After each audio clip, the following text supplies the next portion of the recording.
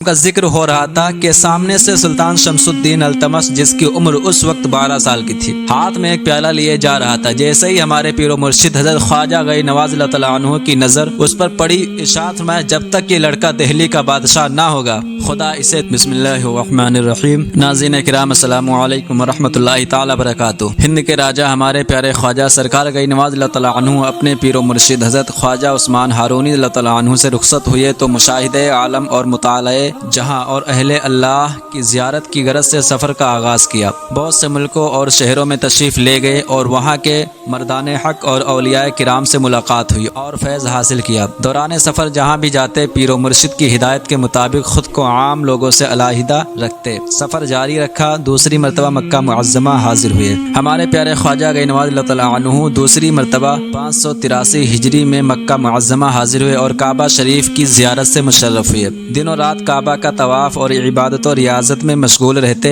ایک دن ہمارے پیارے خواجہ اللہ تعالیٰ عنہ نے کعبہ معظمہ میں پردے غیب سے یہ آواز سنی، اے معین الدین ہم تجھ سے خوش ہیں، تجھے بخش دیا، جو کچھ چاہے مانگ تاکہ عطا کروں۔ ہمارے پیارے خواجہ اللہ تعالیٰ عنہ یہ سن کر بہت خوش ہوئے اور سجدہ شکر ادا کیا اور اپنے رحمان الرحیم رب تعالیٰ کی بارگاہ کرم میں عرض کیا، یا الہی تیرے بندے معین الدین کے لیے اس سے بڑی اور کیا سعادت ہو سکتی ہے کہ تو نے مجھے اپنی بارگاہ کا مقبول بنا لیا۔ اس کے بعد اگر کوئی آرزو ہے تو صرف یہ ہے کہ تو اپنے فضل و کرم سے میرے سلسلے کے مریدوں کو بخش دے۔ آواز آئی کہ اے معین الدین تو ہمارا خاص بندہ ہے، تیری آرزو مبارک ہو، جو تیرے مرید اور تیرے سلسلے میں قیامت تک مرید ہوں گے ان سب کو بخش دوں گا۔ سوانح غوث و خواجہ صفحہ 51۔ پھر کچھ دن مکہ مکرمہ میں گزارے، پھر مدینہ طیبہ کے لیے روانہ ہو گئے۔ مدینہ طیبہ کی حاضری اور بشارت۔ ہند کے راجہ ہمارے پیارے خواجہ حضور غئی نواز اللہ تعالیٰ عنہ ہمہ وقت اپنے پیارے نانا جان محبوب خدا رسول اللہ صلی اللہ تعالیٰ علیہ وآلہ وسلم کے مزار انور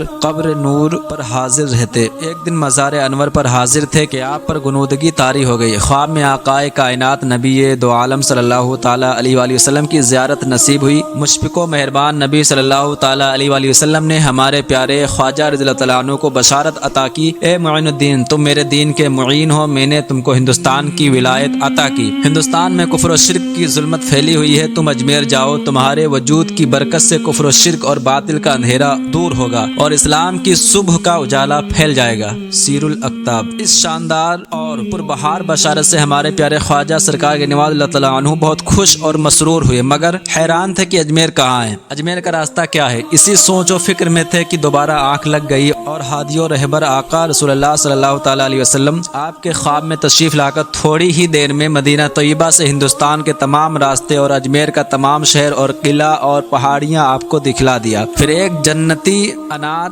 ہمارے پیارے خواجہ اللہ تعالیٰ عنہ کو دے کر مالک و مختار آقا صلی اللہ تعالیٰ علیہ وآلہ وسلم نے ارشاد فرمایا، اے معین الدین ہم تم کو اللہ تعالیٰ کے سپرد کرتے ہیں اور آپ کو رخصت فرمایا۔ سوانح غوث و خواجہ۔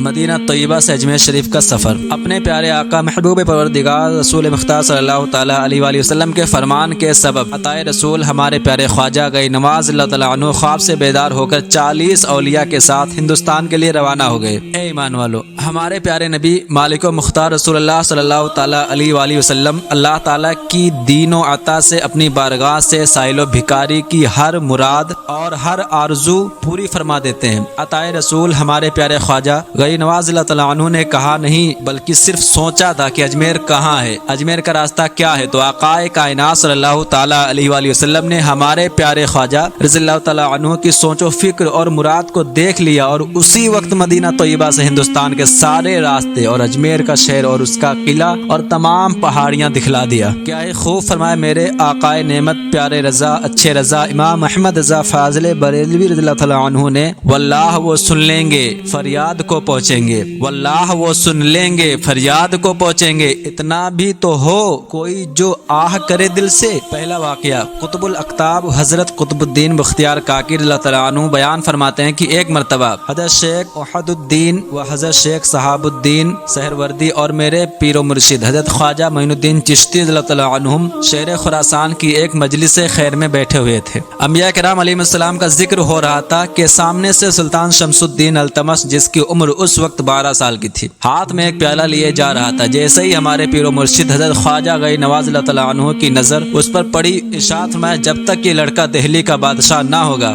خدا اسے دنیا سے نہ اٹھائے گا۔ فوائد السالکین۔ حضرات، ہند کے راجہ ہمارے پیارے خواجہ حضور گئی نواز اللہ تعالیٰ عنہ کی زبان غیب ترجمان سے نکلا ہوا یہ جملہ تقدیر الہی بن گیا۔ تاریخ ہندوستان شاہد ہے کہ ہمارے پیارے خواجہ گئی نواز اللہ تعالیٰ عنہ کے ارشاد کے مطابق 607 ہجری میں شمس الدین التمش نام کا ایک گمنام شخص طوفان کی طرح اٹھا اور دیکھتے ہی دیکھتے سارے ہندوستان پر چھا گیا، اور ہمارے پیارے خواجہ اللہ تعالیٰ عنہ کی ایک کھلی کرامت بن کر ایک دن شمس الدین التمش دہلی کے تخت پر قبضہ کر کے بادشاہ ہوا۔ جذب کے عالم میں جو نکلے لب مومن سے وہ بات حقیقت میں تقدیر الہی ہے، وہ بات حقیقت میں تقدیر الہی ہے۔ دوسرا واقعہ، ہند کے راجہ ہمارے پیارے خواجہ اللہ تعالیٰ عنہ مدینہ طیبہ سے روانہ ہو کر بغداد معلی، چشت، خرقان، جہنہ، کرمان، استراباد، بخارا، تبریز، اصفہان، ہرات ہوتے ہوئے خراسان کے شہر سبزہ وار پہنچے تھے۔ سبزہ وار کا حاکم یادگار محمد تھا جو متعصب شیعہ تھا۔ شہر کے کنارے اس کا ایک خوبصورت اور پرفضا باغ تھا۔ غور سے سنیے گا، ہمارے پیارے خواجہ ایک دن اس باغ میں تشریف لے گئے۔ باغ میں ایک صاف و شفاف حوض تھا۔ حوض میں غسل کیا اور حوض کے کنارے نماز ادا کی اور تلاوت قرآن میں مشغول ہو گئے۔ اسی دوران یادگار محمد شاہانہ کروفر کے ساتھ اس کی سواری باغ میں داخل ہوئی۔ حوض کے قریب ایک مسلمان فقیر کو دیکھ کر غضبناک ہو گیا اور بد خلقی اور بد تمیزی سے بولا، اے فقیر، تم کو شاہی باغ میں آنے کی اجازت کس نے دی؟ ہمارے پیارے خواجہ اللہ تعالیٰ عنہ کی نگاہ ولایت اٹھی، نظر کا نظر سے ملنا تھا کہ یادگار محمد کانپنے لگا اور بے ہوش ہو کر گر پڑا۔ ہمارے پیارے خواجہ اللہ تعالیٰ عنہ نے اس کے منہ پر پانی چھڑکا۔ یادگار محمد ہوش میں آیا تو دل کی دنیا بدل چکی تھی، بد عقیدگی کا فساد ختم ہو چکا تھا۔ نہایت عاجزی کے ساتھ اپنی غلطی کی معافی مانگی اور اپنے تمام خادموں اور ملازموں کے ساتھ بد عقیدگی سے توبہ کر کے ہمارے پیارے خواجہ اللہ تعالیٰ عنہ کا مرید ہو گیا اور خدمت اقدس میں رہ کر علوم ظاہری و باطنی کی تکمیل کر لی۔ ہمارے پیارے خواجہ اللہ تعالیٰ عنہ نے اسے خلافت سے سرفراز فرمایا۔ اب یادگار محمد سبزہ وار کی ظاہری و باطنی سلطنت کا بادشاہ بن چکا تھا۔ خزینۃ الاولیاء 185۔ حضرات، ہند کے راجہ ہمارے پیارے خواجہ غیر نواز اللہ تعالیٰ عنہ کی نگاہ ولایت کی تاثیر و فیضان کس قدر بلند ہے کہ شیعہ بد عقیدگی سے توبہ کر کے آپ کا مرید و معتقد ہو گیا۔ اس لیے میں اکثر کہا کرتا ہوں کہ جب بھی کوئی مشکل امر و دشواری پیش آئے تو آپ کی حاجت پوری نہ ہوتی نظر آئے تو سیدھے اجمیر شریف چلے جاؤ اور ہمارے پیارے خواجہ اللہ تعالیٰ عنہ کے مزار انور پر آپ کے روبرو چند آنسوؤں کے قطرے گرا دو۔ اللہ تعالیٰ کے فضل و کرم سے نگاہ خواجہ اٹھے گی اور تقدیر بدل جائے گی۔ غم جہاں کے ستائے ہیں در پر آئے ہیں، تمہارا در ہے کہ دارالعما گئی نواز۔ رسول پاک کے صدقے میں راہ دکھلا دو، بھٹک رہا ہے میرا کارواں گئی نواز۔ بلخ کا واقعہ، ہمارے پیارے خواجہ حضور گئی نواز اللہ تعالیٰ عنہ سبزہ وار سے بلخ پہنچے۔ بلخ میں ان دنوں ایک بہت بڑا نامی گرامی حکیم اور فلسفی شخص رہا کرتا تھا۔ پروفیسر ضیاء الدین حکیم کے نام سے مشہور تھا۔ فلسفہ اور حکمت میں بڑا کمال حاصل تھا۔ پروفیسر ضیاء الدین حکیم اہل تصوف، پیران طریقت اور صوفیاء کرام بزرگوں کا مذاق بنایا کرتا تھا اور اللہ والوں سے بڑا متنفر رہا کرتا تھا اور کہا کرتا تھا کہ صوفیاء عقل و خرد سے عاری اور خالی ہوتے ہیں۔ اس کو اپنے فلسفہ اور حکمت پر بڑا ناز اور گھمنڈ تھا۔ بلخ شہر میں اس کا ایک پرفضا باغ تھا اور اسی باغ میں فلسفہ اور حکمت کا ایک مدرسہ تھا جس میں وہ پڑھایا کرتا تھا۔ ہمارے پیارے خواجہ اللہ تعالیٰ عنہ کا گزر اس علاقے سے ہوا جہاں پروفیسر حکیم ضیاء الدین کا باغ اور اس کی فلسفی درسگاہ تھی۔ ہمارے خواجہ اللہ تعالیٰ عنہ نے کلنگ کا شکار کیا، خادم نے اس کو بھون کر تیار کیا اور ہمارے خواجہ اللہ تعالیٰ عنہ نماز ادا کرنے لگے۔ اسی دوران پروفیسر حکیم ضیاء الدین آ گیا، دیکھا کہ ایک فقیر نماز پڑھ رہا ہے اور اس کا خادم کلنگ بھون رہا ہے۔ جب ہمارے پیارے خواجہ اللہ تعالیٰ عنہ نماز سے فارغ ہوئے تو خادم نے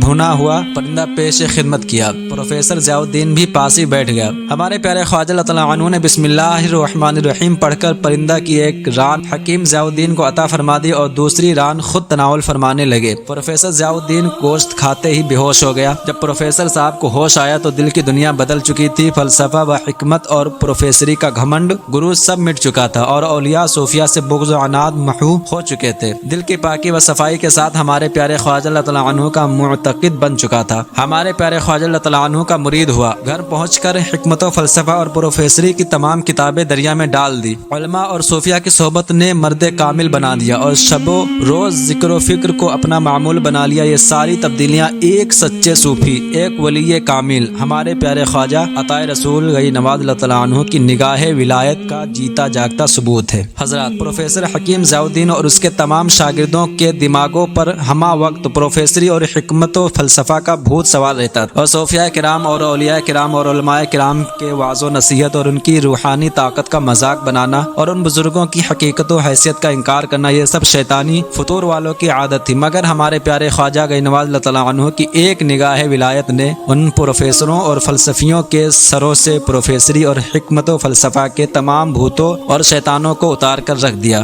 اور صوفیاء و اولیاء کی روحانی طاقت و قوت کو تسلیم کرنے پر مجبور کر دیا۔ حضرات، آج کل بھی کچھ ڈاکٹر، پروفیسر، حکیم، انجینئر اور جدید علوم کے ماہر و اسکالر کہلانے والے حکیم ضیاء الدین فلسفی کی طرح علماء، مشائخ اور صوفیاء کرام کی روحانیت و کرامت کا مذاق بناتے نظر آتے ہیں، جبکہ یہی بگڑے بگڑائے لوگ حکومت وقت کے بنائے ہوئے حاکموں اور افسروں کے وقتی طاقت و قوت کو تسلیم کرتے نظر آتے ہیں، اور ان کی شان میں خطبہ اور قصیدہ پڑھتے دکھائی دیتے ہیں کہ فلاں حاکم و افسر نے کالج میں، اور فلاں افسر نے یونیورسٹی میں، اور فلاں حاکم نے محکمہ پولیس، اور فلاں صاحب نے ریلوے وغیرہ میں جگہ دلا دی۔ اس افسر و حاکم کی پہنچ اور طاقت بہت ہے۔ اے جدید علوم کے ماہر و اسکالر صاحب، جب حکومت وقت کے بنائے ہوئے وقتی حاکموں اور افسروں کی پہنچ اور طاقت کا یہ عالم ہے، تو حاکم مطلق اللہ تعالیٰ نے بھی اپنے محبوب بندوں، اولیاء، صوفیاء اور ہمارے پیارے خواجہ غی نواز اللہ تعالیٰ عنہ اور ہمارے پیارے پیر دستگیر حضور غوث اعظم اللہ تعالیٰ عنہ کو دین و دنیا کا حاکم اور اپنی مخلوق کا افسر بنایا ہے، تو اللہ تعالیٰ کے بنائے ہوئے ان حاکموں اور افسروں کی پہنچ اور طاقت و قوت کا کیا عالم ہوگا۔ مگر ضرورت ہے کہ ہمارے پیارے خواجہ اللہ تعالیٰ عنہ جیسے صاحب